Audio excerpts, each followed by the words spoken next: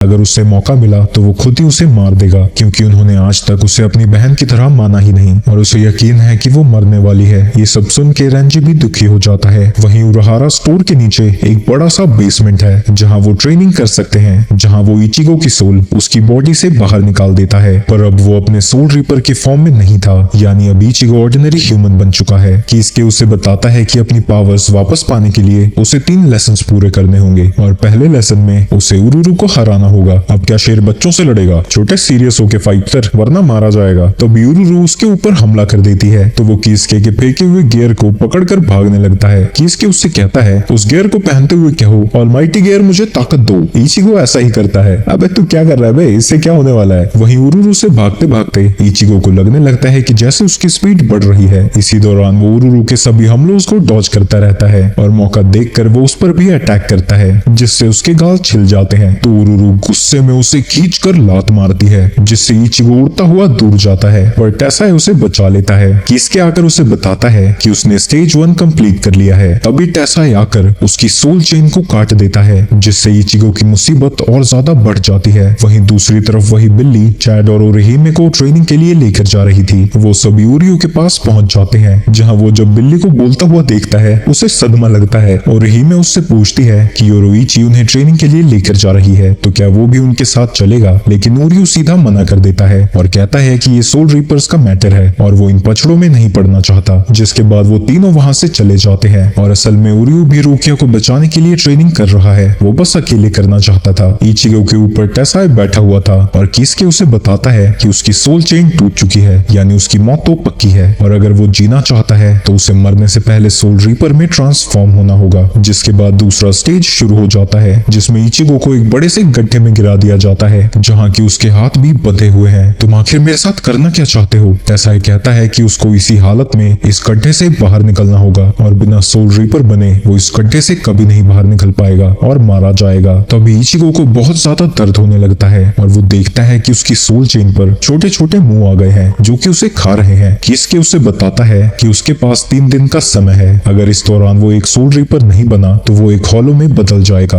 और फिर मजबूरी में उन्हें उसे मारना होगा। दूसरी तरफ ब्याक्युआ रुकिया से मिलने जाता है। रुकिया कुचकी, तुमने एक बहुत बड़ा क्राइम किया है जिसकी सजा के तौर पर 25 दिनों बाद तुम्हें एक्सिक्यूट कर दिया जाएगा। ये सुन के रुकिया दुखी हो जाती है। वहीं दूसरी तरफ ओरिहिमे और चैड दोनों ही अपनी पावर्स को यूज करने की कोशिश कर रहे थे और उन दोनों से कुछ हो ही नहीं रहा था। ये सब देखकर योरुइची डिसअपॉइंटेड हो जाती है, क्योंकि ऐसे तो वो सोल सोसाइटी में एंटर भी नहीं कर पाएंगे। तो वो उन्हें उस सिचुएशन को इमेजिन करने को कहती है जिस सिचुएशन में उनकी पावर्स जागी थी। तो चैड उस समय को याद करने लगता है कि वो कारिन को बचाना चाहता था, पर उसे कारिन का चेहरा याद ही नहीं आ रहा था। तो वो याद करता है कि उसके काले बाल थे और वो इचिगो की बहन है, तो वो इचिगो जैसी दिखती थी और वो अपनी कलाकारी से उसका चेहरा बना देता है। पर उसको देखकर उसे खुद ही हंसी आ जाती है। जिसके बाद ओरिहिमे भी उसी इंसिडेंट को याद करती है, जिसके बाद उसकी पिन्स ग्लो करने लगती हैं और सारे फेरीज बाहर आ जाते हैं। पर सारे फेरीज ये देखकर गुस्सा हो जाते हैं कि उसने उन्हें बेफालतू में ही बुला लिया। तो एक फेरी उसकी कुटाई करने लगता है। वहीं इचिगो की सोल चेन काफी ज्यादा खत्म हो चुकी है, लेकिन वो हार नहीं मानता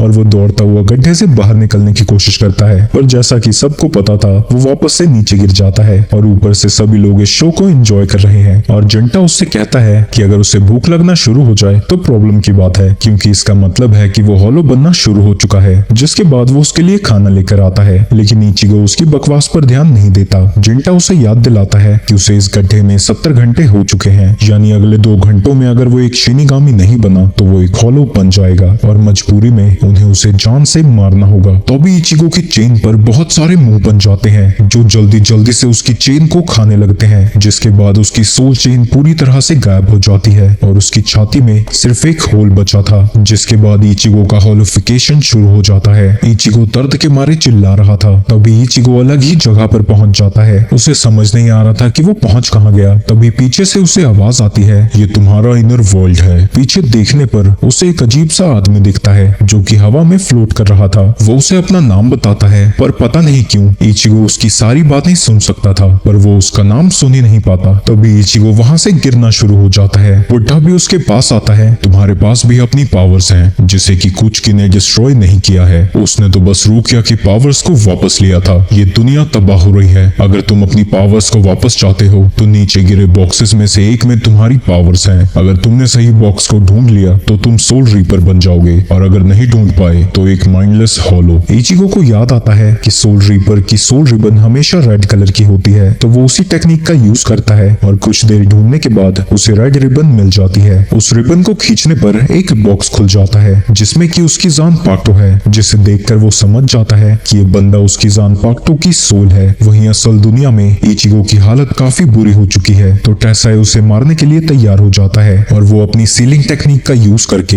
इचिगो को वहीं सील करने लगता है। पर तभी वहाँ एक भयानक सा ब्लास्ट होता है जो कि इचिगो के स्पिरिचुअल प्रेशर की वजह से हुआ था, और अगले ही सेकंड में इचिगो उस गड्ढे से बाहर आ जाता है। पर जिंटा ये देखकर हैरान हो जाता है कि उसके फेस पर एक हॉलो का मास्क लगा हुआ है। वो कंफ्यूज हो जाता है कि इचिगो एक हॉलो है या फिर एक सोल रीपर। पर तभी इचिगो अपने मास्क को हटा देता है और उसे उसका जवाब मिल जाता है। वो किसके से कहने लगता है, तुम ही ने मुझे उस गड्ढे में भेजा था ना, अब तो तुम्हारी खैर नहीं, तुम्हारी हड्डी पसलियां तोड़ दूंगा बुड्ढे। किसके स्माइल करता है और कहता है कि तुम्हें लगता है तुम ऐसा कर सकते हो, चलो स्टेज 3 पर चलते हैं जिसमें मैं तुमसे लड़ने वाला हूँ। इसमें मैं तुम्हें जान से मारने की कोशिश करूंगा और तुम्हें बस मेरी हेड को मेरे सर से हटाना होगा। अगर तुम इसमें कामयाब हो गए तो स्टेज 3 कंप्लीट हो जाएगा, और ध्यान रखना कि तुम इस फाइट को सीरियसली लो क्योंकि मैं तुम पर जरा भी रहम नहीं करने वाला। आगे हम ब्याकुया को देखते हैं जो कि रुकिया को अपनी सजा सुनाकर वहां से वापस आ रहा था। उसके रास्ते में 2 कैप्टन आते हैं, एक का नाम गिन है और दूसरे का नाम केनपाची जराकी है। गिन कहता है, तुम तो बड़े बेरहम हो यार, अपनी बहन के लिए भी नहीं सोचा तुमने। पर ब्याकुया कहता है कि वो तो बस ऑर्डर्स को फॉलो कर रहा है और वो चाहे मर जाए उसे कोई फर्क नहीं पड़ता।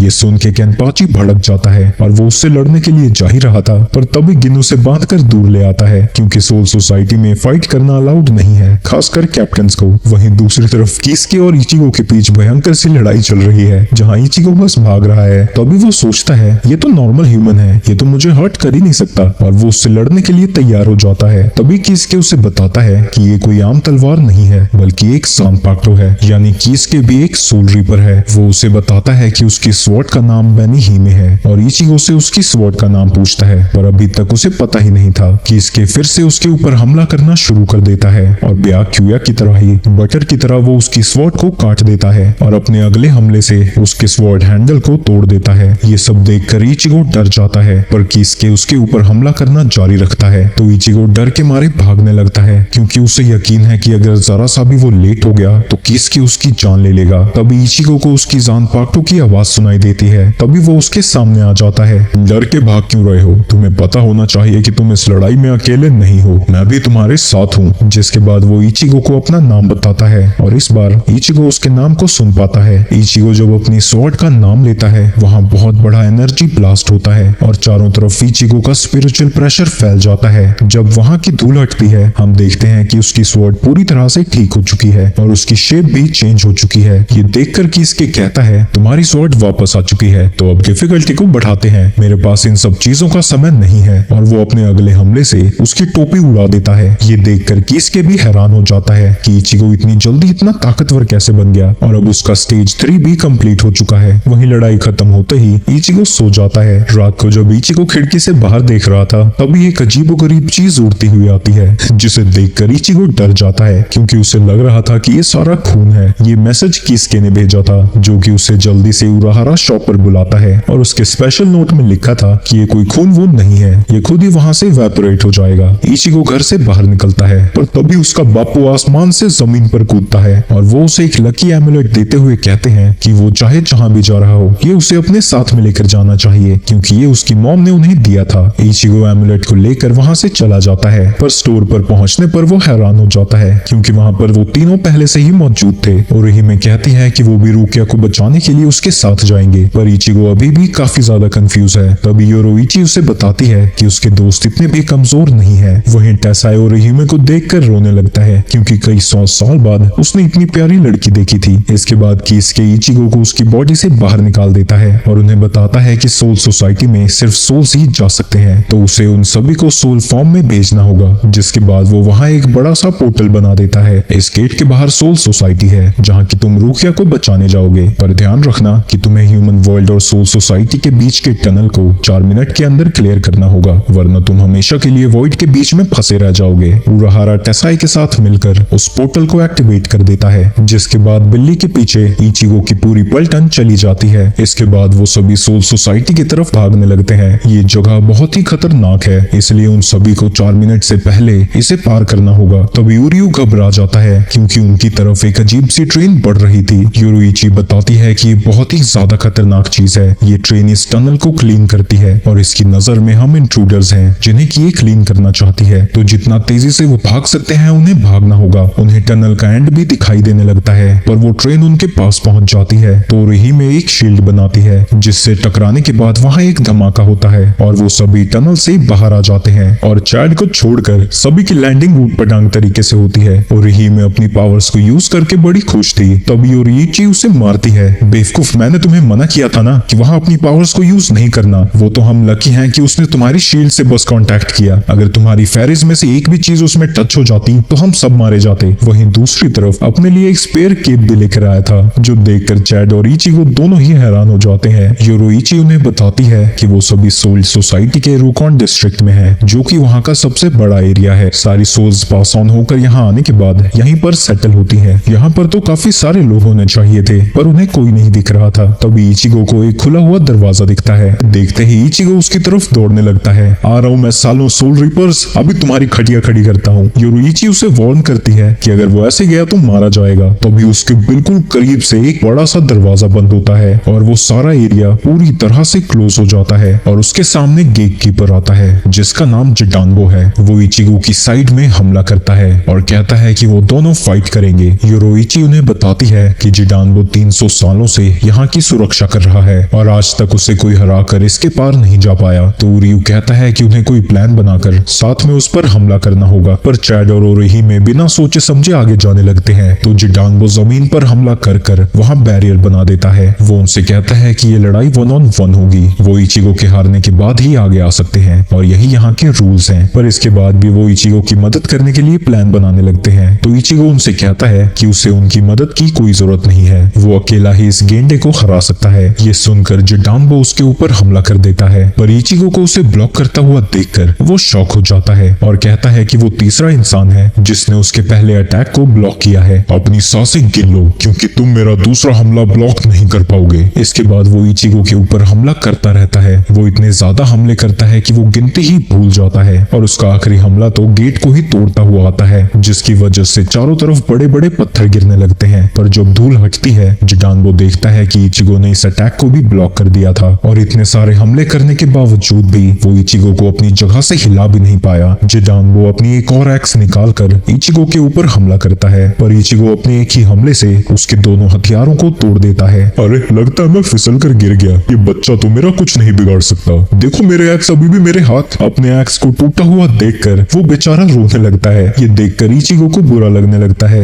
यार पहले बताना था ना, अगर मुझे पता होता कि एक्स तुम्हारे लिए इतने इंपॉर्टेंट है, मैं उन्हें नहीं तोड़ता। तुम तो बहुत अच्छे इंसान हो यार, मुझे माफ कर दो, मैंने तुम पर हमला किया, पर क्योंकि तुम जीत गए हो मैं तुम्हारे लिए दरवाजा खोल देता हूँ। जिडानबो अपनी पूरी ताकत लगाकर उस बड़े से गेट को उठा देता है, पर सामने देखकर उसके पसीने छूटने लगते हैं क्योंकि उसके सामने स्क्वाड नंबर 3 का कैप्टन जिन खड़ा था। वो स्माइल करता हुआ आता है और जिडानबो का एक हाथ इंजर्ड कर देता है। तुम भले ही यहाँ के गार्डियन हो, पर तुम्हें किसने हक दिया कि तुम हारने के बाद उन्हें अंदर आने दोगे? तुमने दरवाजा खोलकर बहुत बड़ा क्राइम किया है और इसीलिए मैं तुम्हें मारने वाला हूँ। पर तभी इचिगो उसके हमले को रोक देता है। वहीं ये देखकर योरुइची का मुंह खुला का खुला रह जाता है क्योंकि वो एक कैप्टन से लड़ने पहुंच गया था, जिससे लड़ने की औकात अभी तो इचिगो की बिल्कुल भी नहीं है। वहीं जिन इचिगो को पहचान जाता है और वो अपनी स्वॉर्ड का फर्स्ट फॉर्म एक्टिवेट करता है, जिससे उसकी तलवार इतनी ज्यादा लंबी हो जाती है कि उस अटैक से इचिगो और जिडानबो दोनों ही गेट के बाहर पहुंच जाते हैं। जिसके बाद गेट बंद होने से पहले जिन उन सभी को बाइक बोलता है, जिसके बाद वहाँ सभी गाँव वाले बाहर आ जाते हैं। ये देख के वो लोग हैरान हो जाते हैं कि अभी तो यहाँ कोई भी नहीं था। तो योरुइची उन्हें समझाती है कि वो सभी लोग उनसे डरे हुए थे। तभी एक बुढ़ा सामने आता है और कहता है कि उसने उनकी सारी बातें सुन ली है। वो सच में अच्छे लोग हैं क्योंकि उन्होंने जिडानबो की भी जान बचाई है। इसके बाद ओरेही में अपनी पावर्स का यूज करके जिडानबो की इंजरीज को हील करने लगती है। तभी एक बच्चा इचिगो और चैड को पहचान जाता है। असल में ये वही बच्चा है जो कि उस पैरेट में था। चैड भी उस बच्चे को पहचान जाता है, जिसके बाद वो दोनों साथ में सैर पर जाते हैं, जहाँ चैड को पता लगता है कि शिबाटा को अभी तक उसकी मॉम नहीं मिली है, पर गांव की एक फैमिली ने उसे अडॉप्ट कर लिया है, जो कि उसे बहुत अच्छे से ट्रीट करते हैं। चैड उसे दिलासा देता है कि फिक्र मत करो, तुम्हारी मॉम जल्द ही तुम्हें मिल जाएंगी। शाम को शिबाटा पूछता है, आप सोल स्कूल वर्ल्ड में क्या कर रहे हैं? क्या आप भी मर गए? अरे नहीं नहीं, मैं तो यहाँ अपनी क्लासमेट को बचाने आया हूँ और अपने बेस्ट फ्रेंड इचिगो की मदद करने आया हूँ। आगे चैड इचिगो से कहता है कि आगे उनकी लड़ाई बहुत ही ज्यादा खतरनाक होने वाली है, पर जब तक वो उसके साथ है कोई भी उस पर पीछे से हमला नहीं करेगा। ये सब सुनकर इचिगो कंफ्यूज हो जाता है, पर चैड बस ठेंगा दिखाकर वहाँ से चला जाता है। इसके बाद उन सभी की मीटिंग चल रही थी, जहाँ योरुइची कहती है कि अब वो सभी डायरेक्टली डोर से अंदर नहीं जा सकते। जबरदस्ती अंदर जाना बहुत बड़ी बेवकूफी होगी, हमें अंदर जाने का कोई और रास्ता ढूंढना होगा। योरुइची बुड्ढे से पूछती है कि कुकाकू शिबा का घर कहाँ है। ये सुनकर वो बुड्ढा डर जाता है, पर इससे पहले कि वो कुछ कहता, वहाँ का एक दरवाजा तोड़कर एक थुलथुला सा व्यक्ति पहुंचता है जिसका नाम गांजा है, नहीं गांजू है, जो कि अपनी मोटरसाइकिल बोनी पर वहाँ आया था, जो असल में एक सुअर है। तभी इचिगो को देखकर गांजू भड़क जाता है, क्योंकि वो सोल रीपर से बहुत ज्यादा नफरत करता है। अपने मुंह पर चबड़ चबड़ करता देखकर इचिगो का दिमाग खराब हो जाता है और वो खींच के उसको मुक्का मारता है, जिसके बाद उन दोनों की लड़ाई शुरू हो जाती है। उनकी लड़ाई को रोकने के लिए सारी पलटन बाहर आने लगती है, पर तभी वहाँ बाकी के सुअर राइडर्स पहुंच जाते हैं, जो कहते हैं कि ग्रेट गांजू अपनी लड़ाई लड़ रहे हैं, कोई भी उनकी लड़ाई में नहीं आएगा। वहीं उन दोनों की लड़ाई में दोनों की टक्कर बराबरी चल रही थी। तभी गांजू उसकी स्वॉर्ड के पास एक सर्कल बनाता है, जिससे इचिगो की स्वॉर्ड उसके अंदर जाने लगती है, तो इचिगो उसके मुक्का मारता है, जिससे उसका हाथ ही दुखने लगता है। जिसके बाद वो दोनों ही लात घूंसों से लड़ाई करना शुरू कर देते हैं, पर इचिगो उसे उठा के दूर फेंक देता है। वो फिर से उससे लड़ने आ ही रहा था, तभी एक बंदे की घड़ी में 9 बज जाते हैं और वो जमीन पर गिर जाता है। क्या हुआ? 9 बज गए। ये सुन के वो सब कुछ छोड़ छाड़ कर अपने बोर पर बैठकर वहाँ से भागने लगता है, और वो जाते हुए इचिगो से कहता है, यहाँ से जाना मत, मैं तुमसे लड़ने के लिए कल वापस आऊंगा, मैं डर के नहीं जा रहा हूँ, समझे क्या मुख्य संतरी। ये सुन के इचिगो को गुस्सा आ जाता है, पर तभी बाकी के सुअर राइडर्स भी वहाँ से भागने लगते हैं। अगले दिन ओरिहिमे जिडानबो के जख्मों को चेक करती है और बताती है कि उसकी सारी इंजरीज ठीक हो चुकी हैं, अब उसे बस आराम की जरूरत है। इसके बाद वो कुकाकू शिबा के बारे में बात करने लगते हैं कि आखिर वो होगी कौन। ओरिहिमे के हिसाब से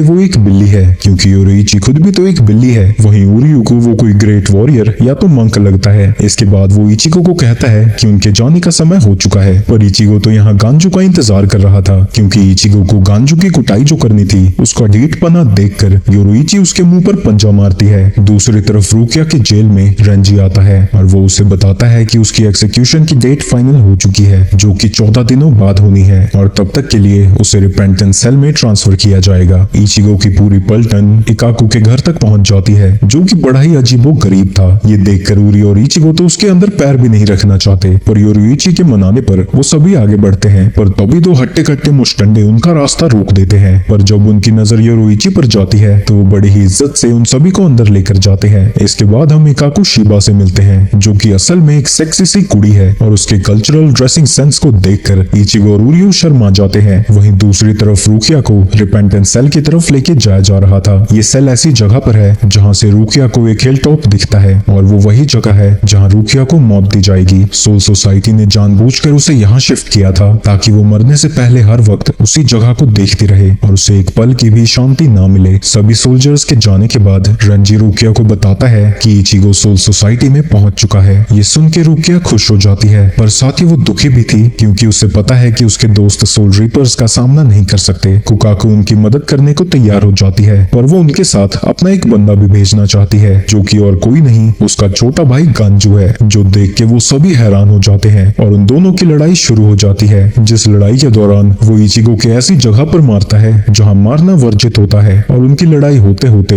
वो पूरे घर की ऐसी की तैसी कर देते हैं। पर इस दौरान कुकाकू की सिगरेट गिर जाती है, तो वो गुस्से में आकर एक ऐसा पंच मारती है कि उन सभी के साथ साथ वो पूरा घर भी तबाह हो जाता है, और ये देखकर बाकी सभी भी डर जाते हैं। इसके बाद कुकाकू उन्हें एक जगह पर लेके जाती है, और हमें पता लगता है कि वो रूकॉन की सबसे बेस्ट फायरवर्क आर्टिस्ट है, और वो इन सभी को सैरेटे में इस तोप के जरिए भेजने वाली है, यानी वो सभी बाय एयर जाएंगे। ये सुन के सभी लोग घबरा जाते हैं। दूसरी तरफ रेंजी से मिलने वहाँ स्क्वाड 1 का कैप्टन आइजन आता है। वो उससे पूछता है कि वो रुकिया के बारे में क्या सोचता है, पर रेंजी कोई जवाब नहीं देता। तो आइजन कहता है कि रुकिया ने भले ही क्राइम किया हो, पर वो क्राइम इतना बड़ा नहीं है कि उसे मौत की सजा सुनाई जाए, वो भी सोग्योकू हिल पर। हो ना हो यहाँ कुछ जरूर गड़बड़ है। आइजन को लगता है कि सोल रीपर्स के बीच कोई गद्दार है, जो कि इन सभी चीजों को बढ़ावा दे रहा है। इकाकू उन सभी को बताती है कि इन्वेजन से पहले उन सभी को एक टेक्निक को सीखना होगा, नहीं तो वो सैरेटे में एंटर नहीं कर पाएंगे। तभी ऊपर वो मुस्टंडे एक लीवर को घुमाने लगते हैं, जिसके बाद बाद वो पूरा का पूरा फ्लोर ऊपर आ जाता है। इकाकू बताती है कि ये उसका फायरवर्क प्लेटफॉर्म है जहाँ से वो उन सभी को शूट करेगी। तभी वहाँ पर गांजो आता है और वो उन्हें एक टेक्निक दिखाता है जिससे वो खुद को कवर कर लेता है। कुकाकू बताती है कि उन सभी को इसी टेक्निक को सीखना है, नहीं तो वो कैनन में भून जाएंगे। जिसके बाद वो बॉल इचिगो को देती है और उसे यूज करने को कहती है, पर उससे कुछ होता ही नहीं। तो गांजो उसे सिखाने जाता है, पर इचिगो बॉल ही हटा देता है और कहता है कि वो उससे नहीं सीखना चाहता। तो कुकाकू उन दोनों के सर पर मारकर उनकी अकल ठिकाने लगा देती है। जिसके बाद गांजो अपनी स्पिरिचुअल एनर्जी उस बॉल में डालकर एक बैरियर बनाता है और कुकाकू उन्हें समझाती है कि सैरेटे के चारों तरफ इसी तरह का बैरियर है जिसके अंदर बिना परमिशन के जाना लगभग नामुमकिन है, पर जो ये बैरियर है वो उसे तोड़ सकता है, जिस दौरान तुम्हें इस बैरियर को मेंटेन करना होगा। और वो अपने मुस्टंडो से कहती है कि वो उन्हें ट्रेनिंग के लिए यहाँ से ले जाए। सभी के जाने के बाद गांजो उससे पूछता है कि वो भला उनकी मदद क्यों कर रही है, क्योंकि सारे सोल रीपर्स बुरे इंसान होते हैं। आगे हमें पता लगता है कि कुकाकू का एक बड़ा भाई भी था जो कि एक सोल रीपर था, पर उसे एक और सोल रीपर ने मार दिया। इसी वजह से कुकाकू और गांजो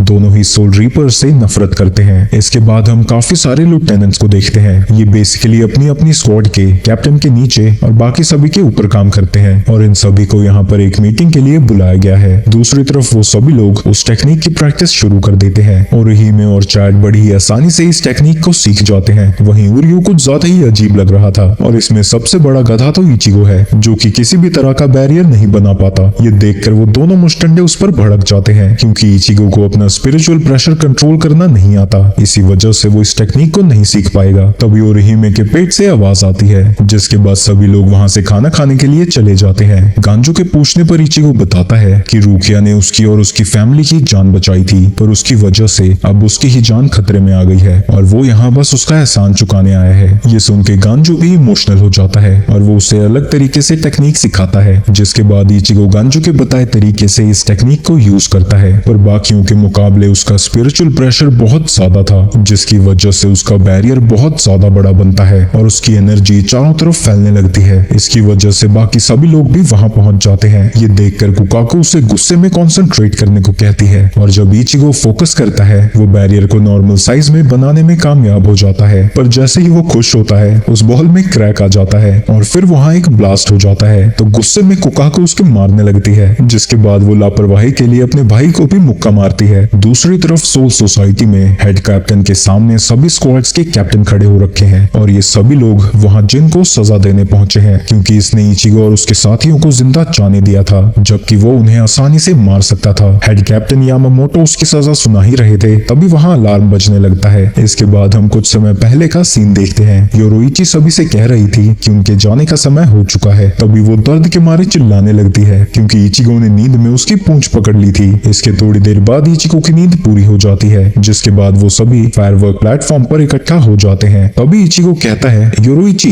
तुम्हारी पूंछ को क्या हुआ? ये सुनकर योरोइची का दिमाग खराब हो जाता है और उसे देखकर ऐसे लग रहा था कि वो उसकी जान ही ले लेगी। तो उरियो इचिगो को बताता है कि जब वो नींद में था तब उसने उसकी पूंछ पकड़ ली थी और तब से ही वो बेचारी दुखी है। ये सब सुनकर योरोइची लगभग रो ही जाती है। इसके बाद वहाँ गांजो भी पहुंच जाता है और वो कहता है कि उसका भाई भी एक सोल रीपर था और उसके ही टीम के मेंबर ने उसे धोखे से मार दिया। वो आगे कहता है कि उसका भाई बहुत ही इंटेलिजेंट था जो कम उम्र में एक लिeutenant बन गया, पर एक दिन उसे एक दूसरे सोल रीपर ने जान से मार दिया। मुझे अभी भी याद है जब वो उसकी बॉडी को लेकर आई थी और मेरे भाई ने उसे थैंक यू कहा था, तब से ही ये बात मेरे दिमाग में खटक रही है। भला जो उसने उसे मारा था वो उसे थैंक यू क्यों बोलना चाहता है और वो सैरेटे में जाकर अपने भाई की सच्चाई के बारे में पता लगाना चाहता है। वहीं इचिगो थोड़ा कंफ्यूज था कि योरोइची कैसे उनके साथ जा पाएगी क्योंकि वो तो एक बिल्ली है, तो वो बैरियर कैसे बनाएगी, और योरोइची आसानी से बैरियर बना देती है। और ये देखकर बेचारे इचिगो को सदमा लगता है क्योंकि उससे ज्यादा टैलेंटेड तो एक बिल्ली है। इसके बाद वो सभी कैनन के अंदर चले जाते हैं। कुकाकू कैनन के चारों तरफ एक सर्कल बनाती है और एक स्पेल को कास्ट करते हुए वहां पंच मारती है। वहीं अंदर उन सभी ने अपना बैरियर बना लिया था और सभी बड़ी ही तेजी से उस कैनन से बाहर निकलते हैं। ऊंचाई पर पहुंचते ही गांजो उस बॉल को कंट्रोल करने के लिए कुछ मंत्रों को पढ़ने लगता है, पर इस दौरान इचिगो की एनर्जी बहुत ज्यादा थी, इससे सभी लोगों को तकलीफ हो रही थी। तो वो सभी मिलकर उसे अपनी एनर्जी कम करने को कहने लगते हैं, पर उन सभी की बकबक सुन के गांजो का ध्यान भटक जाता है, जिसकी वजह से उसके और इचिगो के बीच में फिर से बहस शुरू हो जाती है। ऐसे ही करते करते वो सैरेटे के बैरियर तक पहुंच जाते हैं और इसी वक्त वहां पर अलार्म बजता है, लेकिन केनपाची इन सभी चीजों पर ध्यान दिए बिना वहां से अलग चला जाता है। जिस दौरान उसके स्क्वाड के लिeutenant या याचुरू पिकाचू की तरह उसके कंधे पर चढ़ जाती है और उससे पूछती है कि वो लोग कहाँ जा रहे हैं। केनपाची बताता है कि कुछ स्ट्रॉन्ग लोग यहाँ आए हैं और वो उनसे लड़ने जा रहा है। यामामोटो सभी से कहते हैं कि वो सभी पहले इंट्रूडर्स को ठिकाने लगाएं और इसके बाद ही वो गिन को सजा सुनाएंगे। सभी कैप्टन वहाँ से जाने लगते हैं। तभी आइजन जिन से कहता है कि सलाम की टाइमिंग बहुत ही अजीब थी, मुझे ऐसा क्यों लग रहा है कि ये सब कुछ तुम्हारा प्लान है। वहीं ये सारी चीजें एक और कैप्टन सुन लेता है जिसका नाम तोशिरो है। वहीं उन सभी की बॉल उस बैरियर से टकरा जाती है पर अंदर जाते ही उनका बैरियर टूट जाता है। वहीं गांजू हवा में भी तैरने की कोशिश करने लगता है जिसमें वो कामयाब भी होता है और इचिगो को पकड़ लेता है। वहीं उरियू टीम से अलग गिरने लगता है तो चैड उसे पकड़कर ओरिहिमे की तरफ फेंकता है जिसकी वजह से वो खुद ही अलग हो जाता है। वहीं ये सारी चीजें केनपाची देख रहा था और उसे समझ नहीं जाता कि वो किसके पीछे जाए। इसके बाद हम रूकिया को देखते हैं जिसे कि बाहर तेज रोशनी दिखाई देती है और सभी लोग इधर उधर जा रहे हैं। चैड जमीन पर तेज पंच मारकर खुद को एक पेड़ पर छुपा लेता है। दूसरी तरफ ओरिहिमे अपनी शील्ड का यूज करके उरियू के साथ सेफली लैंड हो जाती है पर ओरिहिमे को थोड़ी चोट आ गई थी तो उरियू बड़ी ही जल्दी उसकी मरहम पट्टी कर देता है। ओरिहिमे हैरान हो जाती है कि वो अपने साथ एक मेडिकेट भी लेकर आया है पर वो इसे रखता कहाँ है। इसके बाद वो दोनों वहाँ से भाग जाते हैं। दूसरी तरफ योरोइची हवा में ही गायब हो जाती है। दूसरी तरफ इचिगो और गांजू बड़ी ही तेजी से जमीन की तरफ जा रहे थे तो गांजू अपनी टेक्निक का यूज करके जमीन को सैंड में बदल देता है जिसकी वजह से उन्हें चोटें नहीं आती पर उनका पेट रेत से भर चुका था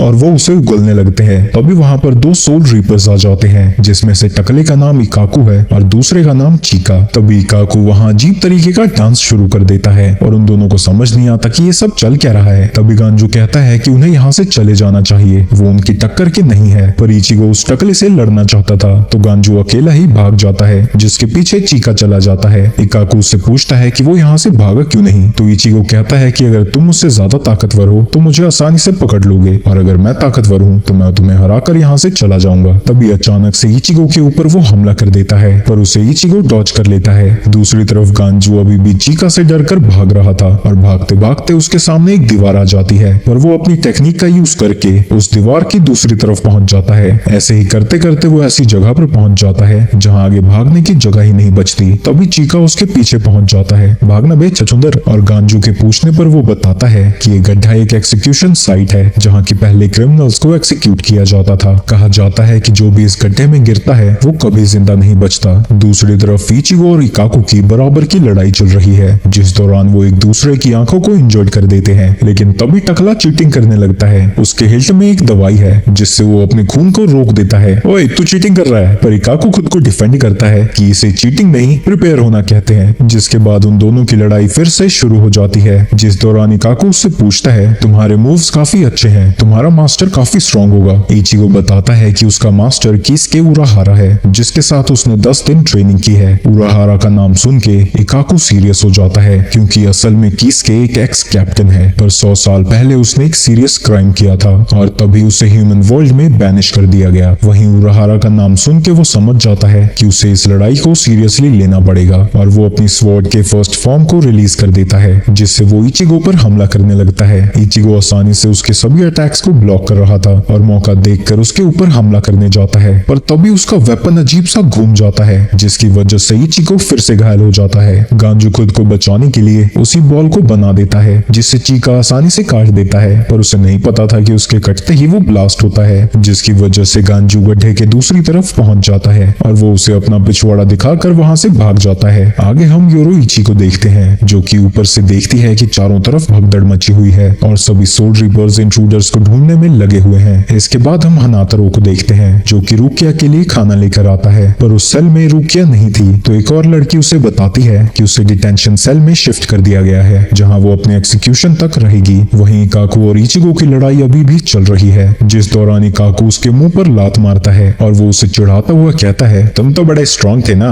अब क्या हुआ? अब टकले जरा अपने वेपन को देख। अपने टूटे हुए वेपन को देखकर इकाकू हैरान हो जाता है। वो समझ जाता है कि इचिगो उसकी जगह उसके वेपन को टारगेट कर रहा है और वो समझ जाता है कि उनकी फाइट के दौरान इचिगो लड़ना सीख रहा है। दूसरी तरफ केनपाची और याचिरू दोनों ही इंट्रूडर्स को ढूंढ रहे थे पर दोनों में से किसी को भी रास्ता ढूंढना नहीं आता और बार बार वो अजीब से ही एंड में पहुंच जाते हैं और पिछले 15 मिनट से वो एक ही जगह पर घूमे जा रहे हैं। वहीं दूसरी तरफ फूरी और ओरिहिमे सोल रीपर से छुपकर इधर उधर जा रहे थे। तभी अचानक से ओरिहिमे सोल रीपर्स के सामने भागने लगती है तो सभी सोल रीपर्स रीपर्स उसके पीछे पड़ जाते हैं और मजबूरी में ओरियो को भी उसके साथ आना पड़ता है। ओरियो उससे पूछता है कि आखिर वो करना क्या चाहती थी, तो वो गधी कहती है कि वो तो उन सब के बीच घुलना मिलना चाहती थी ताकि वो उसे पहचान ना पाए। ये सुन के ओरियो का दिमाग खराब हो जाता है, पर उनकी किस्मत अच्छी थी क्योंकि वो सभी सोल रीपर्स तीन तरफ से खुद में ही टकरा जाते हैं, जिसकी वजह से वो दोनों वहाँ से भाग जाते हैं। ये चीजें चैड भी देख लेता है और वो उनकी मदद करने के लिए वहाँ से निकल जाता है। वहीं चीका ने अभी तक गांजू का पीछा नहीं छोड़ा था, पर क्योंकि गांजू उससे डायरेक्टली तो नहीं लड़ सकता था, तो वहाँ एक स्मोक बॉम्ब फोड़ता है जिससे दोनों की ही हालत खराब हो जाती है। जब वो वहाँ से भागने की कोशिश करते हैं, वो एक बड़े से पिट में गिर जाते हैं जहाँ ढेर सारा कचरा पड़ा हुआ था, जिसकी बदबू की वजह से दोनों की हालत खराब हो जाती है। चीका उससे लड़ने के लिए तैयार हो जाता है, पर गांजू का लड़ने का कोई इरादा नहीं था और वो वहाँ से भाग जाता है। दूसरी तरफ इचिगो की फाइटिंग स्टाइल पहले से बेहतर हो चुकी है और अब वो इकाकू पर भारी पड़ रहा है। कुछ ही देर में वो अपने हमले से इकाकू के वेपन को तोड़ देता है और साथ ही उसे बुरी तरह से घायल कर देता है। पर इतनी बुरी तरह से घायल होने के बाद वो और ज्यादा हंसने लगता है और वो उससे लड़ने के लिए और भी ज्यादा एक्साइटेड हो जाता है। इचिगो उसे समझाता है कि वो मरने वाला है, उसे लड़ाई बंद करनी चाहिए, पर इकाकू उसके ऊपर हमला कर देता है। ये देख के इचिगो गुस्से में उसके वेपन को फिर से तोड़ देता है और इस बार इकाकू इतनी बुरी तरह से घायल होता है कि वो खुद को संभाल नहीं पाता। कुछ देर बाद जब इकाकू को होश आता है, वो ये देख के हैरान था कि वो अभी भी जिंदा है। तो इचिगो उसे बताता है कि उसने इकाकू की दवाई को उन दोनों के जख्मों पर लगा दिया है और कहता है कि तुम इतनी जल्दी नहीं मरने वाले। और ये सुन के इकाकू दुखी हो जाता है क्योंकि वो लड़ाई में मरना चाहता था और इससे बड़े शर्मिंदगी क्या होगी कि वो लड़ाई में बच तो गया, ऊपर से उसके दुश्मन ने बचाया। और वो मरने के लिए मेडिटेट करने लगता है। तभी इचिगो उससे रूकिया के बारे में पूछता है। इकाकू कंफ्यूज हो जाता है कि वो क्रिमिनल को क्यों ढूंढ रहा है, पर फिर भी वो उसकी लोकेशन बता देता है, जिसके बाद इचिगो जाने लगता है। तभी इकाकू उससे पूछता है कि उसके ग्रुप में सबसे स्ट्रॉन्ग कौन है। इचिगो तुरंत ही कहता है कि सबसे ज्यादा स्ट्रॉन्ग वही है। तो इकाकू उससे कहता है कि अगर वो स्ट्रॉन्ग है तो उसे ढूंढते हुए कैप्टन जराकी जरूर आएंगे, क्योंकि उनकी एक हॉबी है कि वो हमेशा स्ट्रॉन्ग फाइटर से लड़ना चाहते हैं और उनकी सभी फाइट्स में जीने मरने की नौबत आ जाती है। इसलिए इचिगो को प्रे करना चाहिए कि उसका सामना जराकी से ना हो, क्योंकि उनकी ताकत की कोई भी लिमिट नहीं।